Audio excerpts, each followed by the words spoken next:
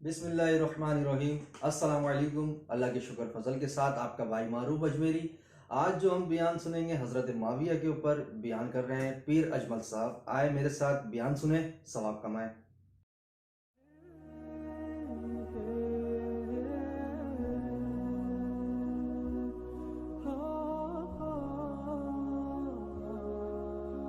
किसी को शक पड़ जाता है हज़रत अमीर मुआविया पर, ओ खुदा के बंदे, हज़रत अमीर मुआविया रदी अल्लाह ताला अन्हु तो वो शख्सियत है। नबी पाक सल्लल्लाहु अलैहि वसल्लम ने इमाम हसन को अपने साथ मिंबर पे बिठा के फरमाया, ये मेरा पुत्र चौधरी है, ये सरदार है, ये सैयद है।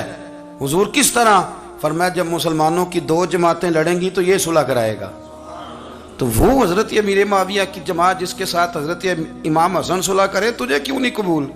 बिला वजह उलझते हो। बिला कहते जी वो यजीद के अब्बा जी थे, तो नूह अलैहिस्सलाम का बेटा भी तो काफिर था ना, तो काफिर का बाप होने का माना ये है कि आप इल्जाम लगा देंगे। अजीब आप बात करते हैं।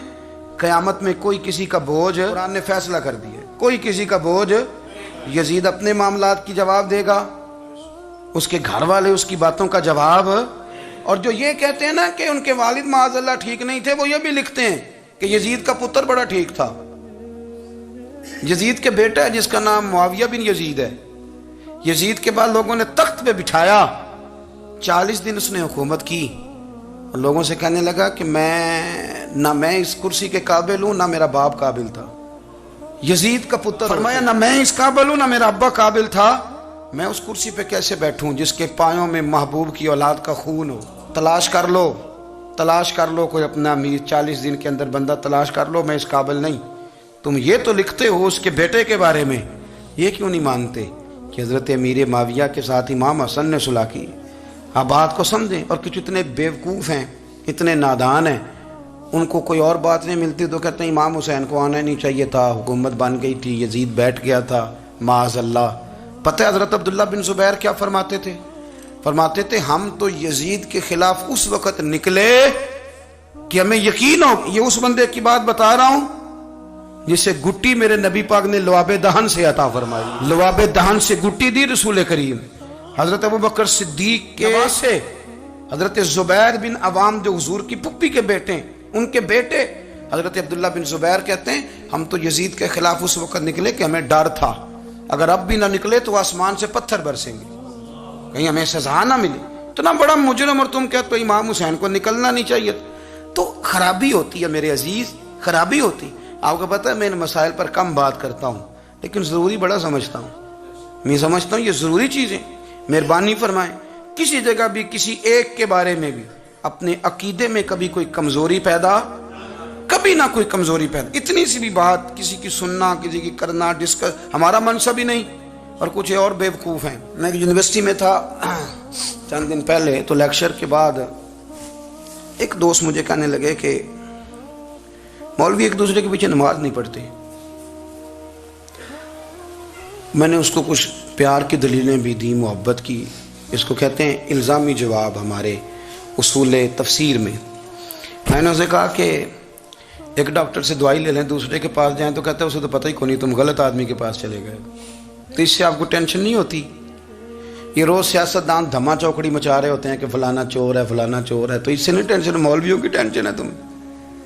कहने लगा जी नहीं, क्यों नहीं नमाज पढ़ते? मैंने उसे कहा यार, और वो मुझे कहने लगा जी आप बड़ी मुस्बत बात करते हैं तो इसलिए मैंने आपसे सवाल किया है। मैंने कहा यार बड़ी सादी सी बात है, अगर तेरी समझ में आ गई तो ठीक है, न भी आई तो मनवाना तो मेरे ज़िम्मे है भी नहीं, बताना मेरे ज़िम्मे है। तू ये बता, मैंने कहा तेरे अब्बा जी को, तेरी अम्मा को बंदा काफिर कह गुजरे, कोई मौलवी बहुत बड़ा शेखुल हदीस हो, उसूल तफसीर पे, फ़िक़्ह पे, हदीस पे दस्तरस रखता हो, और मुस्तहज़र इल्म उस बंदे का, तेरे अब्बे और अम्मा को काफिर कहे, तू नमाज पढ़ता है? कहने लगा नहीं। तो मैंने कहा जो मेरे नबी पाक के माँ बाप को मुशरिक माने। और मैंने कहा अगर तुमने दलील चाहिए होगी तो बंदे मैं तुम्हें दूंगा और बाई नेम दूंगा, और मैं उनकी तहरीरें तुम्हें दूंगा जो मर गए ये लिखते हुए कि चूंकि वो पहले चले गए थे, उन्होंने कलमा नहीं पढ़ा, लिहाजा माअज़ल्लाह सुबह माअज़ल्लाह दोज़ख में जाएंगे। तेरा हौसला पढ़ता है तो पढ़ नमाज, मेरा तो नहीं पढ़ता, मैं कैसे पढ़ूं? और इस कदर कमजोर नजरिए का आदमी कि अपने कलम से लिखता है, अपने कलम से अपनी किताब में लिखता है کہ جس مچھلی کے پیٹ میں حضرت یونس نے کچھ دن گزارے وہ مچھلی جنت میں جائے گی. دے شرم نہیں آتی؟ جس مچھلی کے پیٹ میں یونس چند دن رہے وہ جنت میں جائے گی، اور جس ماں کے پیٹ میں مدینے والے رسول 9 مہینے رہے. حیا نہیں آتی تجھے بات کرتے؟ پھر بھی سمجھنا آئے تو ہم سے آ کے عقیدہ سن. ہو درود تجھ پہ بھی آمنہ، ہو درود تجھ پہ بھی، تیرے لال پر بھی سلام ہو. تیری گود کتنی عظیم ہے، تیری گود کتنی. یار آپ مجھے دلیل دینا. میں آپ ہماری ساڑی تے باٹی کونی تے سانجی کدے نال ہونی ہے؟ ہمارا کسی سے ذاتی رٹا ہی کوئی نہیں. آپ بات کو سمجھیں. لیکن تجھے کوئی اور چیز لکھنے کو ملی کوئی نہیں. تو نے قلم اٹھایا اور تو تکلیف دیتا ہے نبی پاک کو. تو وصیت والدین کو معاذ اللہ یہ لفظ کہہ کے گزر جاتا ہے. اور ان کے نام دیکھو. آمنہ نام کیا ہے؟ آمنہ. آمنہ نام کافروں جیسا ہے. اور والد کا نام کیا ہے؟ سبحان اللہ. عبداللہ کا معنی ایک کافروں جیسا نام ہے. مات تمہاری ہے. اور کتابیں لکھی جا رہی ہیں اور سیرت لکھی جا رہی ہے اور دلیلیں دی جا رہی ہیں. لوگوں کو خیال ہی نہیں آتا. عجیب فلسفہ ہے. 4 اقوال ہمارے بزرگوں نے لکھے ہیں نبی پاک کے والدین کے بارے. سب سے پہلے امام سیوطی فرماتے ہیں رسول کریم علیہ السلام نے فرمایا کہ پوری دنیا میں جب کفر رہتا ہے تب بھی 10 لوگ اللہ کی توحید پر ہمیشہ قائم رہتے ہیں.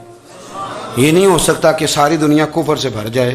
فرماتے ہیں میرے محبوب کے والدین بھی ان 10 لوگوں میں شامل ہیں. حضور کے والدین بھی ان. اور دوسرا قول آپ فرماتے ہیں نبی پاک کے والدین زمانہ فطرت پہ تھے. زمانہ فطرت وہ زمانہ ہوتا ہے جس کے اندر نبی نہیں ہوتا. تو لوگ جس دین کو بہتر سمجھتے ہیں اللہ کی توحید کے ساتھ اس پر عمل کرتے ہیں تو ان پر کوئی مواخذہ. اور تیسری بات یہ کہ نبی پاک کے والدین حضرت ابراہیم کی ملت پر تھے، حضرت ابراہیم کے دین پر تھے. اور حضرت ابراہیم کا وہ دین ہے جس کو قرآن کہتا ہے کہ وہی دین ابراہیمی دین محمدی ہے صلی اللہ علیہ وسلم. وہی دین محمدی ہے. اور چوتھی بات اس کو علامہ ذہبی نے لکھا، علامہ خفاجی نے لکھا، قاضی اجاز نے لکھا، محدثین نے لکھا. حدیث کی راوی سیدہ عائشہ صدیقہ رضی اللہ تعالیٰ عنہ کہتی ہیں رات کو میں اٹھی تو میں نے نبی پاک صلی اللہ علیہ وسلم کو روتے ہوئے دیکھا. یا رسول اللہ کیا ہوا؟ فرمایا میں نے رب کریم کی بارگاہ میں عرض کی تھی یا اللہ میرے ماں باپ کو زندہ کر دے تاکہ وہ میرا کلمہ پڑھ لیں. ہیں تو وہ پہلے بھی دین فطرت پر انہیں کنتم خیر امت ان کا اعزاز بھی نصیب ہو جائے تو حضور فرمانے لگے اللہ نے انہیں زندہ کیا ہے، وہ میرا کلمہ پڑھ کے دوبارہ قبروں میں گئے ہیں. تو امام سیوطی فرماتے ہیں کہ وہ نبی پاک علیہ السلام کی امت کا اعزاز بھی اللہ نے انہیں عطا کر دیا ہے. جی ناظرین کرام، آپ نے بیان سنا. بیان کتنا حسین عالیشان تھا. اور بیان تھا حضرت معاویہ کے اوپر، حضور کے صحابی کے اوپر بیان تھا. تو مجھے بہت اچھا لگا. حضرت معاویہ حضور کے صحابہ اکرام، اور جس طرح انہوں نے دین کا کام کیا. امام حسن نے، حضور نے فرمایا تھا امام حسن جو ہے 2 گروپوں میں مسلمانوں کے صلح کروائیں گے. تو حضرت معاویہ سے امام حسن نے صلح کی. جب معاہدہ کیا تو امام حسن حضرت علی کے بیٹے تھے، صاحبزادے تھے، جنت کے شہزادے ہیں وہ. تو وہ ایسی کسی کی لیے صلح تھوڑی کر لیں گے، کیونکہ وہ اہل بیت ہیں. وہ ان کو معلوم ہے کون صحیح ہے کون غلط ہے. تو لہٰذا لوگ جو حضرت معاویہ کے بارے میں باتیں کرتے ہیں تو یہ ٹھیک نہیں ہے. بہرحال ہمارے عالم دین اس کا جواب دینے کے لیے بیٹھے ہیں اور دیتے ہیں وہ جواب. جس طرح ایک نعرہ میں نے سنا ہے ہر صحابی جنتی جنتی، بہت اچھا نعرہ ہے یہ. اور میرے چینل اگر ویڈیو میں کوئی غلطی ہو تو مجھے لازمی بتائیں، انشاءاللہ اس کو بہتر کریں گے. اور چینل کو سبسکرائب کریں، لائک لازمی کرے گا. 1 لائک بھی اگر مل جاتا ہے مجھے بڑی خوشی ہوتی ہے. پاکستان زندہ باد.